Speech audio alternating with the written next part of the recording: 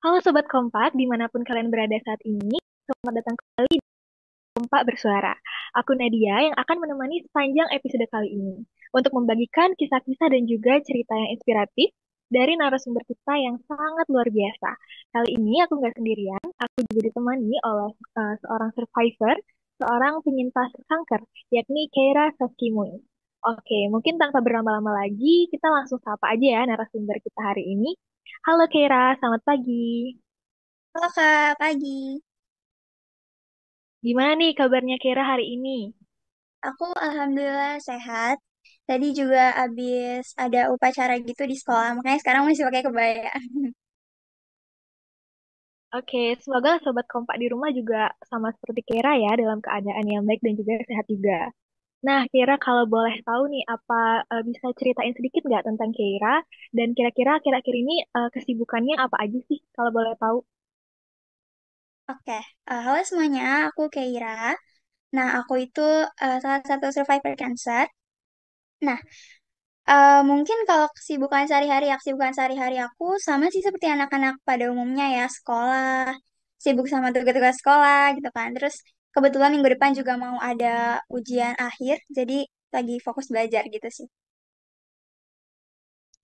Oke, keren banget ya Kira. Aku juga sempat beberapa kali nih lihat media sosial kamu, juga kamu suka upload puisi gitu ya. Dan juga kalau nggak salah kamu sedang menerbitkan buku ya. Mungkin boleh diceritakan sedikit nih. Sebenarnya kalau untuk menerbitkan buku itu tuh kayak masih jadi harapan aku gitu loh Kak. Jadi sampai sekarang sih belum ya, belum. Cuman em, untuk cerita aku ada gitu di platform Wattpad. Kalau teman-teman tahu, boleh dicari dan boleh kunjungi Instagram aku juga. Cuman aku tuh ada buku yang udah ada bentuknya fisiknya itu baru buku ya puisi. Itu antologi gitu loh Kak. Udah ada dua. Saat ini bentuk fisiknya cuma ada satu sih yang baru datang. Cuman kalau untuk buku cerita aku belum terbit. Gitu. Oke, teman-teman Sobat Kompak bisa nih coba cari akunnya Kira di Wattpad ya. Nah, aku pertama kali tahu Kira kan dari podcast Sehati ya, dari Yayasan Kanker Anak Indonesia. Nah, Kira sendiri sempat didiagnosis kanker nih. Nah, kalau boleh tahu, apa Kira bisa ceritakan mengenai apa aja sih yang Kira rasakan saat pertama kali terdiagnosis kanker? Misalnya, apakah ada gejala-gejala yang mencurigakan gitu sampai Kira akhirnya memutuskan untuk datang ke dokter? Dan juga gimana sih saat pertama kali terdiagnosis begitu? Silakan, Kay. Oke. Oke, jadi aku itu terdiagnosa kanker pada usia 3 tahun, tepatnya 2013. Nah, pada saat itu, sebenarnya aku kan gak terlalu ingat-ingat banget ya, karena umurnya 3 tahun gitu kan. Cuman aku diceritain mamaku, jadi pada saat itu, tiba-tiba tuh aku pucat, aku panas tinggi, demam gitu. Terus perut aku itu membesar, kayak kayak orang kembung tapi besar dan itu keras gitu loh. Kayak gitu. Aku bener-bener apa ya kayak lemes banget. Pokoknya bener-bener yang diajak ngobrol aja tuh udah nggak bisa gitu kan. Akhirnya dibawa ke rumah sakit. Nah ternyata di rumah sakit pun aku nggak bisa langsung didiagnosa. Pernah, aku bahkan rumah sakitnya itu pindah 2 atau 3 kali ya kalau aku nggak salah. Karena di rumah sakit pertama dan kedua itu tuh mereka nggak tahu ini tuh apa masalahnya gitu loh. Karena masih awam banget ya kayaknya waktu itu. Terus akhirnya ke Fatmawati. Pas di Fatmawati dicek segala macam ternyata HB aku tuh rendah banget. HB aku tuh 3 waktu itu.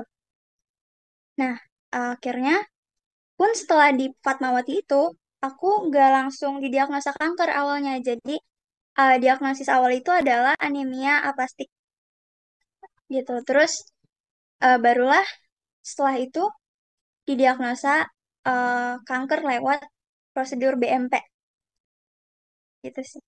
Oh iya, oke. Sekarang kalau perasaan ya. Kalau perasaan, waktu itu sih aku bingung banget ya, karena masih kecil. Cuman kayak, aduh bingung banget, ini kenapa aku di rumah sakit gitu kan. Cuman emang aku ngerasa sih kayak, aku lemes banget, rasanya tuh nggak bisa ngapa-ngapain, cuman bisa nurutin aja gimana orang tua aku bawa aku ke sana sini gitu kan. Gitu sih, Kak. Oke, Kira itu pasti jadi momen yang sangat berat banget ya buat kamu. Apalagi waktu itu kamu masih kecil banget, pertama kali terdiagnosis juga masih belia ya, masih 3 tahun gitu. Apalagi aku juga nggak bisa bayangkan gimana perasaan orang tua kamu, gimana terkejutnya dan juga takutnya mereka. Dan untungnya orang tua kamu ataupun orang terdekat kamu juga sigap ya bawa kamu ke dokter setelah melihat gejala-gejala itu. Jadi aku salut banget juga dengan keberanian kamu pada saat itu dan juga ketegaran dari orang tua kamu dalam menghadapi situasi itu. Nah, tadi kamu kan udah cerita tentang bagaimana awal terdiagnosis begitu ya. Mungkin kamu kalau masih inget nih, atau mungkin dari mama kamu mungkin pernah cerita gimana aja sih proses pengobatan yang kamu jalani pada saat itu. Mungkin apakah pernah menjalani suatu proses kemoterapi ataupun perawatan lainnya. Boleh diceritakan ya, Kay? Oke. Jadi pada saat terdiagnosa itu aku langsung menjalankan kemoterapi. Nah, jadi kemoterapi itu seingat aku ya, jadi ada yang bisa kayak pulang pergi, ada yang kayak emang dirawat kayak gitu loh. Itu prosedurnya kalau nggak salah kayak apa ya, kayak transfusi gitu, transfusi obat. Itu kemoterapi dan uh, akibat kemoterapi itu setiap orang tuh punya beda-beda gitu loh reaksi terhadap kemoterapi. Nah, kalau aku itu reaksinya pada saat itu rambutnya rontok tapi nggak sampai botak. Kan kita tuh taunya kalau dengar pasien kanker tuh ya rambutnya habis gitu kan. Yang iya yang kayak gitu. Nah, cuman kalau aku sih nggak sampai habis, cuman emang rontok gitu. Jadi kata dokter, oh iya emang anak ini cukup kuat gitu loh karena nggak sampai habis kayak gitu. Terus habis kemoterapi, selesai kemoterapi itu aku dari 2013 sampai 2015. Nah, habis itu nggak bisa langsung dinyatakan survivor. Jadi ada kayak gap 5 tahun atau 4 tahun gitu. Jadi setelah kemoterapi, kontrol secara berkala, habis itu baru 5 tahun kemudian dinyatakan sebagai survivor kayak gitu. Oke, oke. Jadi selama proses pengobatan itu pastinya kamu menjalani proses yang panjang banget ya dan juga pasti melelahkan juga nih. Nggak cuma secara fisik ya tadi sampai ada dampak rambutnya rontok, nah pasti juga ada eh, tantangan emosional gitu.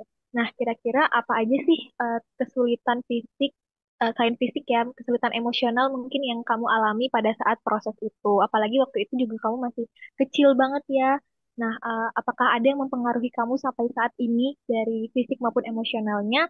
Dan juga apakah ada momen-momen tertentu nih yang kamu inget banget yang nggak bisa kamu lupain pada saat di diagnosis cancer itu? Ya, jadi kalau fisik itu dulu aku juga gara-gara obat itu, obat kanker itu bisa bikin tulang kita apa ya, kayak lemah gitu loh Kak. Jadi aku juga sempat gak bisa jalan gitu 6 bulan, yang akhirnya jadi kayak belajar jalan lagi, kayak bayi lagi, kayak gitu loh. Itu secara fisik juga aku, s- walaupun aku kan masuk TK tuh pada saat kemoterapinya udah selesai. Tapi meskipun udah selesai, itu tuh masih dijaga banget, jaga banget kayak olahraga aja tuh gak boleh sembarangan, makan juga harus dijaga banget, nggak boleh kecapean dan lain sebagainya gitu kan. Kalau untuk emosional, sebenarnya aku dari dulu terkenalnya dikenalnya sebagai anak yang cukup ceria. Jadi pada saat itu pun, pada saat pengobatan, aku nggak terlalu kayak, aduh stres banget nih gitu kan. Justru malah lucunya adalah aku yang nyemangatin orang tuaku gitu loh. Orang tuakunya stres gitu kan, kayak awam banget, sedih anaknya kayak gini. Tapi akunya yang malah, mama jangan nangis gitu. Maksudnya aku malah yang kayak membangkitkan semangat mereka kayak gitu loh. Itu pun berlangsung sih sampai aku TK, terus SD, kesulitan fisiknya itu emosionalnya masih happy, cuman mungkin pada saat masuk ke SMP gitu ya atau SD kelas 6 kan itu mulai pubertas gitu ya, yang dimana aku masih dengan apa ya, masih dengan si survivor cancer ini gitu. Jadi banyak yang kayak, ih kamu dulunya cancer ya gitu, terus kayak mereka tuh mandangnya kayak agak gimana gitu, maksudnya kayak memalukan gitu, atau kayak mereka mungkin awam ya kan.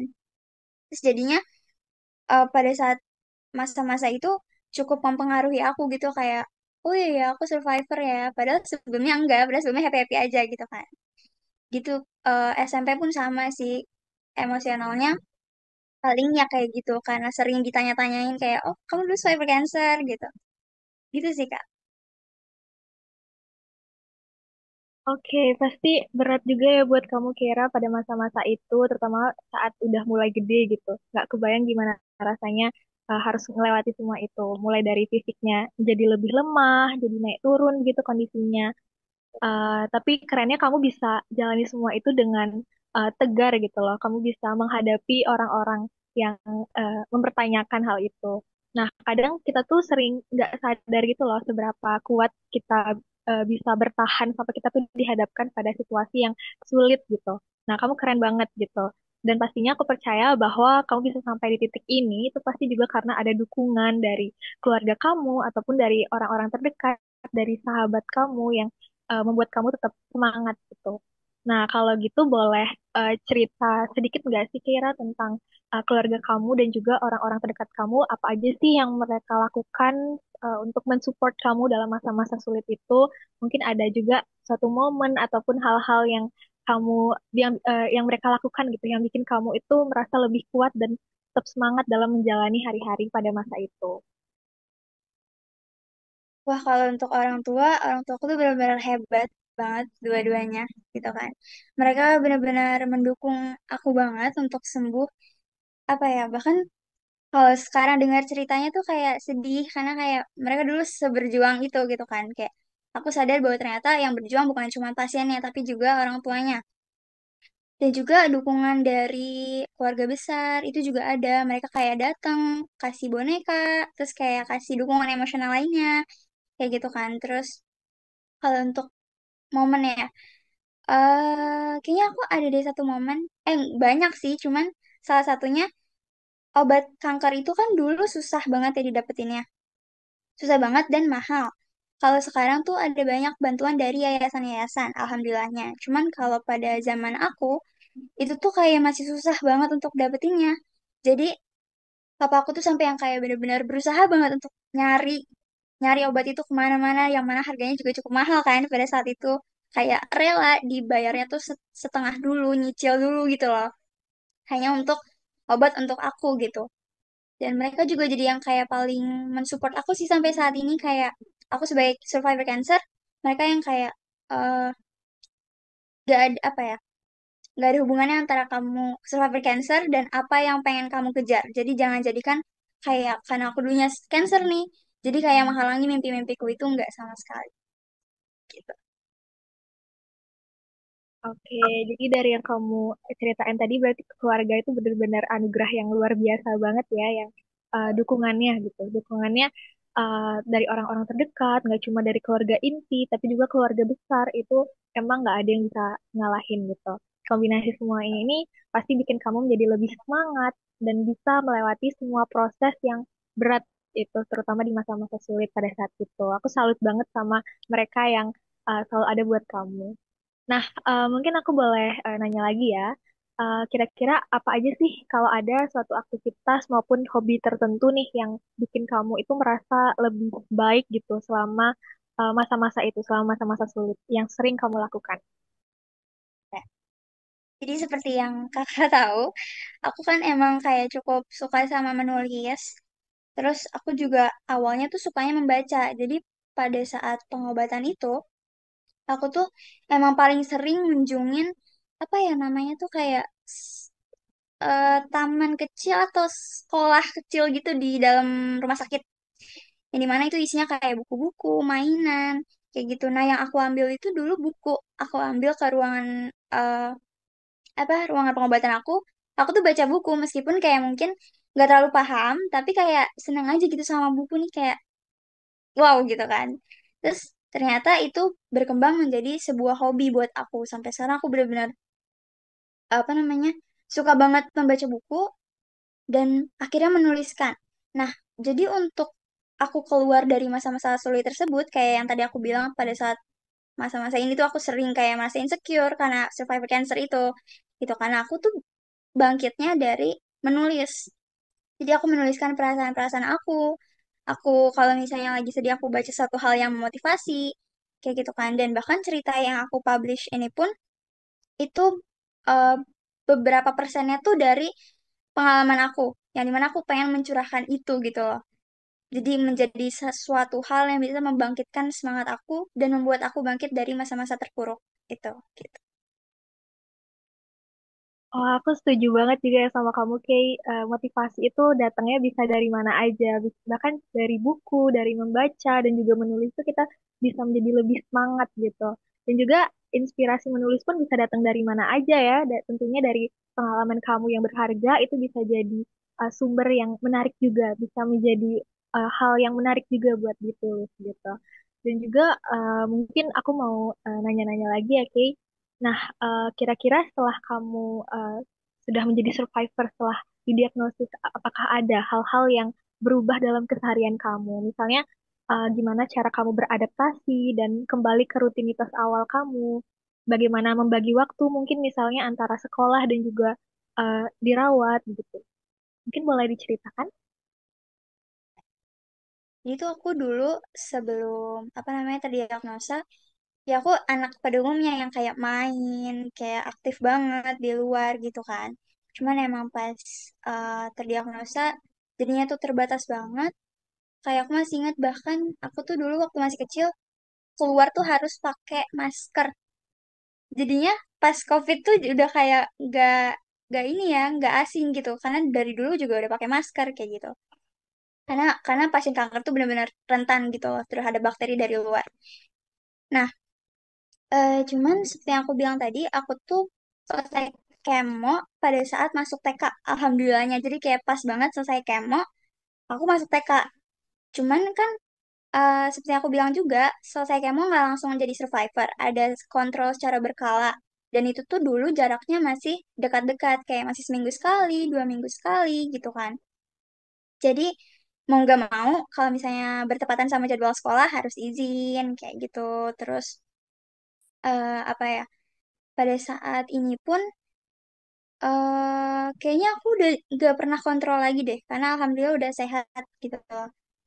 Tapi membagi waktunya, kalau misalnya kontrol, ya itu tadi harus izin, terus apa namanya mau nggak mau harus ketinggalan pelajaran dan harus ngulang lagi gitu kan di rumah atau kayak ngerjain PR sendiri kayak gitu. Tapi jujur aku nggak terlalu kesulitan sih untuk membagi waktu karena alhamdulillahnya kenanya waktu kecil, jadi belum banyak aktivitas yang kayak penting banget sekolah gitu ya, kayak gitu. Ya, jadi belum ada eh, hal yang benar-benar mengganggu begitu ya, karena saat ini juga kontrolnya udah nggak pernah kontrol lagi gitu. Nah, oke, kalau ada kira-kira apa sih hal atau mungkin suatu pelajaran yang berharga gitu, yang bisa kamu bagikan ke kita semua, khususnya pada para pendengar, pada saat kamu itu mengalami kanker ataupun setelah masa-masa pengobatan atau apapun masa-masa survivor ini. Mungkin boleh diceritakan? Buat teman-teman semua, aku tuh mau nyampain banget dari pengalaman aku bahwa kesehatan itu benar-benar nomor satu banget. Aku sebenarnya nggak pernah menyalahkan kankerku yang datang karena itu udah berlalu dan malah itu menjadi sebuah kekuatan yang besar untuk aku bisa sampai saat ini gitu kan. Cuman aku mau ngingetin bahwa kesehatan itu benar-benar nomor satu. Selalu bersyukur kalau misalnya kalian sehat dan lakuin hal-hal yang mungkin terhenti. Kalau aku pernah terhenti gitu kan maksudnya untuk mengeksplor banyak hal. Tapi kalian yang sehat, kalian harus benar-benar mensyukuri hal itu. Dan kalau untuk kalian yang lagi sakit, yang lagi berjuang dengan cancer juga, kalian tuh harus apa ya, berpikir positif. Itu yang paling utama, berpikir positif, selalu happy kalau bisa gitu kan, selalu dibawa enjoy, walaupun susah, tapi pikiran yang positif mendatangkan kesembuhan. Hati yang sehat mendatangkan jiwa yang sehat juga gitu. Jadi buat teman-teman yang masih dengan cancer, terus patuhi kata dokter, berdoa, dan jangan pernah putus semangat. Aku yakin anak-anak, semua anak-anak dengan cancer maupun tidak di Indonesia itu punya mimpi yang sangat besar dan punya apa ya potensi yang sangat besar. Jadi jangan pernah berhenti untuk memperjuangkan itu dalam hal apapun. Nah, itu dia teman-teman pengalaman dan juga pesan-pesan dari Kera yang sangat berharga banget yang tentunya bisa menginspirasi kalian para pendengar. Oh ya, ini terakhir nih Kay, kamu kan bergabung juga nih dengan Yayasan Kanker Anak Indonesia dan kamu juga aku lihat cukup aktif di sana ya. Kira-kira mungkin boleh diceritakan gimana sih awalnya kamu bisa terlibat di komunitas itu dan kira-kira pengalaman apa sih yang kamu dapatkan dengan bergabung di komunitas kanker itu dan apa aja sih apakah bergabung dengan komunitas itu benar-benar membantu kamu atau bagaimana?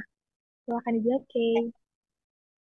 Oke, aku itu pertama kali bergabung sama YKI beberapa tahun yang lalu, nggak lama sih, baru gitu kan. Itu pada saat podcast pertama aku, yang aku jadi narasumber juga, podcast Sehati. Itu pertama kali aku gabung jadi duta YKI. Sebelumnya aku bergabung sebagai pasien biasa yang juga dibantu YKI. Sedikit tentang YKI, YKI ini membantu khususnya pada 4 hal, yaitu transportasi, pendidikan, family support, sama obat-obatan. Jadi family supportnya juga dibantu gitu kan. Jadi aku pun dari dulu, nggak dari dulu banget sih, cuman dari beberapa tahun yang lalu emang udah dibantu sama YKI. Karena YKI ini juga, apa ya, sering mengajak anak-anak dengan cancer tuh kayak jalan-jalan, supaya hati mereka senang, supaya nggak terbebani oleh pikiran cancer itu gitu kan. Nah, pastinya dari dulu YKI ini udah membantu aku baik secara fisik maupun emosional untuk keluar dari kanker. Kayak gitu. Nah, kalau sekarang setelah aku bergabung dengan YKI sebagai duta, hal yang bisa aku dapetin tuh kayak aku jadi bener-bener, apa ya, kayak melihat diriku yang dulu dengan melihat banyaknya anak-anak YKI yang dibantu oleh YKI. Anak-anak dengan cancer yang dibantu oleh YKI. Jadi tuh seneng banget rasanya bisa kayak memotivasi teman-teman semua, adik-adik semua, atau kakak-kakak semua, yang mana rasanya tuh kayak apa ya, kayak hati aku hangat gitu loh Kak, kalau misalnya melihat mereka, motivasi mereka, karena kayak aku tuh ngerasain yang kalian rasakan juga. Dan aku tuh bener-bener pengen banget untuk kalian bisa sembuh sama seperti kalian lihat aku sekarang. Eh Bener-bener heartwarming gitu loh. Terus untuk family-nya juga aku merasa kayak senang karena aku jujur kadang suka sedih gitu loh kalau ngelihat orang tua pasien. Karena aku jadi kayak ingat mama papaku dulu yang kayak berjuang banget. Dan aku kayak bener-bener melihat mereka, wah kalian hebat banget. Anak kalian hebat, kalian juga lebih hebat. Kayak gitu. Intinya banyak banget deh hal-hal yang aku dapatkan setelah masuk dari YKI, sebagai duta maupun sebelum jadi duta. Gitu. Dari pengalaman kamu, kelihatan banget ya kalau bergabung di suatu komunitas itu memberikan dampak yang besar banget. Tidak cuma bagi mereka yang sedang berjuang, tapi juga untuk keluarga mereka yang juga pada saat itu tentu mengalami tantangan emosional juga gitu. Dan sangat menginspirasi nih melihat semangat dan juga dedikasi kamu dalam memberikan dukungan, memberikan support bagi anak-anak atau mereka yang sedang berjuang juga melawan kanker. Nah, ini untuk terakhir banget ya, Kay. Apa sih satu kalimat nih untuk mereka yang sedang berjuang kanker juga atau orang-orang terkasih yang sedang melawan kanker? Satu kalimat terakhir. Satu kalimat, oke, apa ya? Yang paling penting aja sih, selalu ikuti kata dokter, jangan pernah menyerah, dan terus kejar mimpi kalian untuk sembuh dari cancer, dan kejar mimpi setelah sembuh dari cancer. Oke, gitu. Oke, nah itu dia teman-teman pengalaman dan juga pesan-pesan yang menginspirasi dari Kera Saskimuni, salah satu narasumber kita yang luar biasa sekali hari ini. Terima kasih banyak ya Kay, udah meluangkan waktunya hari ini dan juga berbagi pengalamannya di Kompak Bersuara. Semoga pengalaman Kera hari ini bisa memberikan harapan, memberikan dukungan dan juga support bagi semua pendengar kita, baik itu khususnya bagi mereka yang sedang menjalani atau uh, terdiagnosis kanker gitu ya. Terima kasih juga para pendengar kita, pada pendengar Kompak Bersuara yang sudah menyimak dengan baik. Dan jangan lupa, seperti yang Kira katakan, untuk selalu menjaga kesehatan kita dan teruslah memberi dukungan kepada sesama. Oke, sampai jumpa di episode berikutnya. Tetap semangat dan terus dukung satu sama lain. Sampai jumpa semuanya. Bye-bye.